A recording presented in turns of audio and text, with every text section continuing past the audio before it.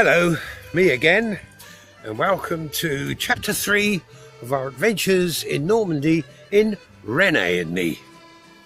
René and Me by George East, read by Eugene Fraser.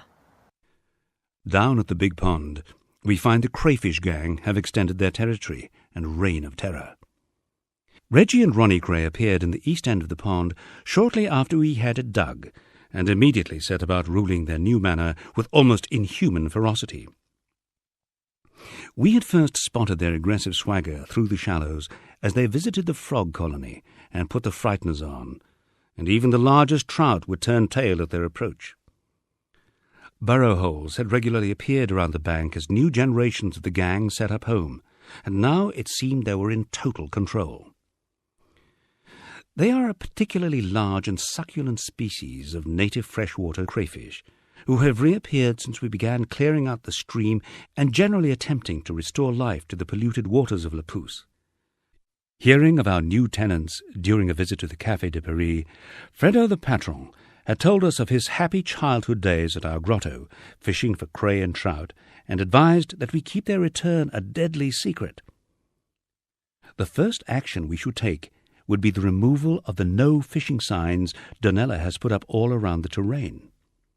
Their very presence would let everyone in the area know there were now fish to be caught at Le Pouce, and the temptation would be too strong for the most law-abiding Norman angler. Even more importantly, we must make sure that René Ribet didn't find out there was anything eatable or sellable in our waters. We know this to be sound advice, having become aware of our friend's appetite for unusual delicacies when we dug a tiny pond in the garden at Le Pouce and filled it with goldfish, cunningly smuggled across the channel in a couple of large thermos flasks. The day after they had taken up residence, Donella had found him looking thoughtfully at the innocent creatures, and asked him if goldfish were as popular in France as they are with English people. He had nodded enthusiastically and told her of his special recipe for poisson rouge in batter.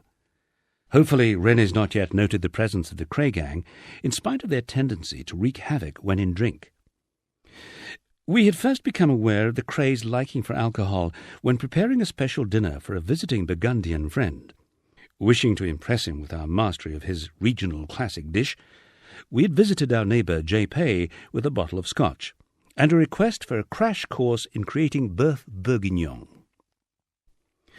Following the lengthy verbal and written instructions to the latter, we marinated the beef for the requisite time, and then fished out the carrots, which had been sitting in a bottle's worth of best Burgundy for a day and night. This, J. Pay had stressed, was a vital step, as they would become discoloured in the process and totally ruin the overall visual effect if left in place. Having read that crayfish are not averse to vegetables, we had taken the thoroughly soused carrots down to the big pond and dropped them by Reggie and Ronnie's front door. In moments, the duo had emerged and snapped up the unexpected treat. Inevitably, the alcohol had taken effect, and trouble broke out.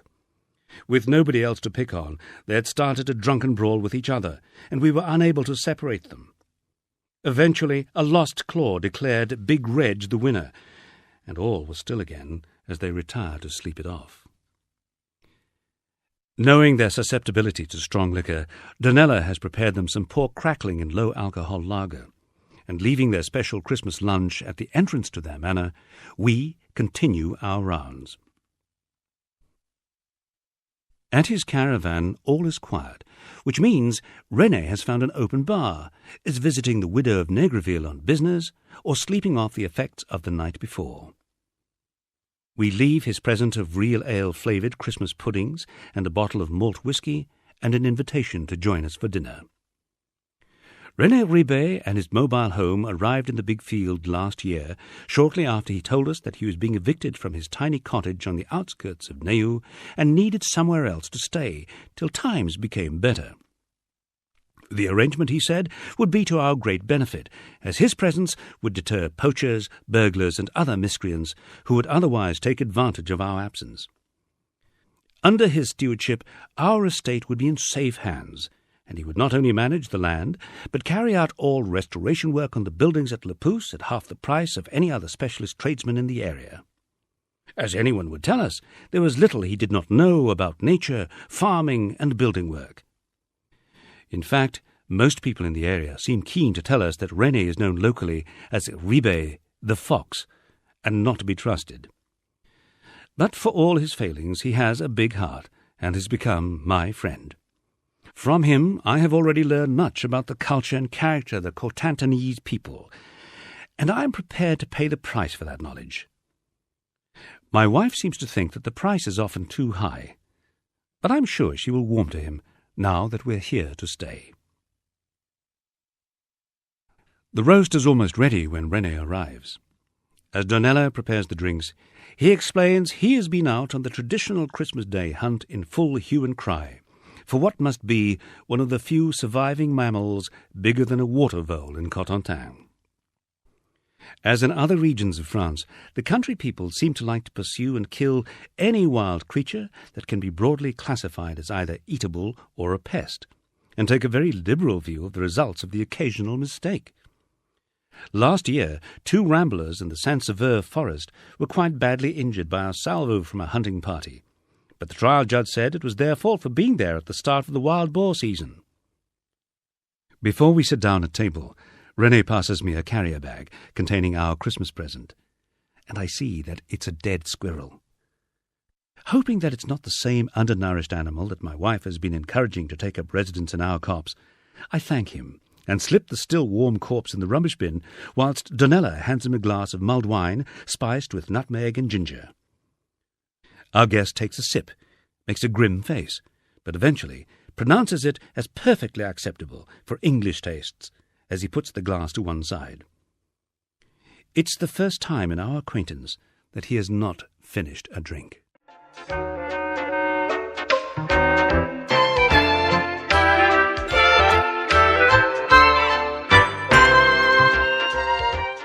February the 1st. An uneventful crossing home, yes, home, on the overnight from Portsmouth. Anxious to catch up with all the gossip about what has been happening in our absence, we decide to stop off at Brickbeck and the Café de Paris. Of the half-dozen bars in the small market town, the Café de Paris is our favourite local. Like every other bar in the region, it falls considerably short of the traditional attractions of a good British pub, such as carpets and a choice of beers beyond lager, or lager. Except on market days, a busy session for the average small town or village bar is when the customers outnumber the proprietor. But Big Fredo's place is a regular and popular haunt for most of the town's serious drinkers and socialites. As the owner of the most monumental moustache in Brickbeck, Fredo is naturally an important figure in the community, and we come to him for regular advice on all matters of local etiquette and best practices. As it's a Tuesday, our host will be at his day job as a master at the local secondary school. Donella is sure he teaches English, but as a smattering of German appears to be his only foreign language, I think this is unlikely, even in Cotentin. Madame Colette and her mother are at their usual posts, and we are each awarded the 4 kisses normally reserved for close friends. There is a special bond between us, as the kind and gentle Colette was born in Neu. In the reverse of the usual situation in an English village, we have been almost instantly accepted as members of the community, unlike the foreigners at nearby Saint-Jacques-de-Neu. We've yet to discover the reason for the fierce rivalry between the 2 villages, which stand in permanent antipathy on either side of the D900, but believe there was a serious falling out 100 years or so ago. This is no more than a whisker on Fredo's moustache in the scale of time locally, so the 2 neighbouring communes, with their similar names and history, keep strictly to their own territory, shops, bars, and affairs.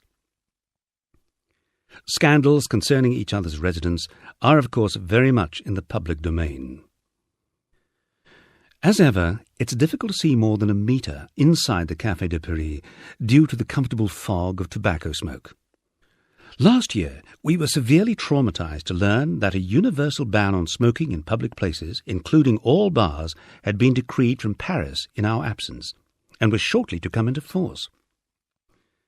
From the dawning of what for some unfathomable reason was dubbed Blue Elephant Day, every bar in France would be strictly smoke-free, with just one table in a clearly defined separate area set aside for hopeless addicts. An orgy of posters, leaflets and advertisements bearing the Blue Elephant logo having prepared us for the day, we visited the Café de Paris, determined to show our intransigent British descent by sitting outside and sullenly fuming in the rain. As it transpired, Fredo and every other bar owner in the region had taken a very French approach to the new legislation. There were now 2 overflowing ashtrays on each table instead of the usual one, and the few non-smoking regulars had lit up to express their contempt for this unacceptable threat to fraternity and liberty. Bets were also being placed on whose glass the ever-growing column of ash and Fredo's disc bleu would contaminate as he puffed with his usual determination over the pumps. The law being the law, however, Fredo had taken all due precautions. A single table marked non fumeur had been placed in the dingy passageway at the rear of the bar, wedged in between the fridge freezer and toilet door. Nobody, he told us, had chosen to use it so far, but you never knew when a spy from the relevant ministry might drop in to check that the new law was being scrupulously observed and administered.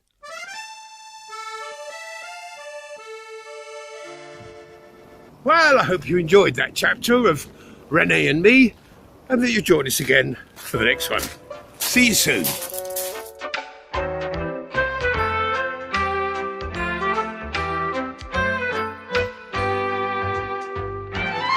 René and Me. Written by George East and read by Eugene Fraser.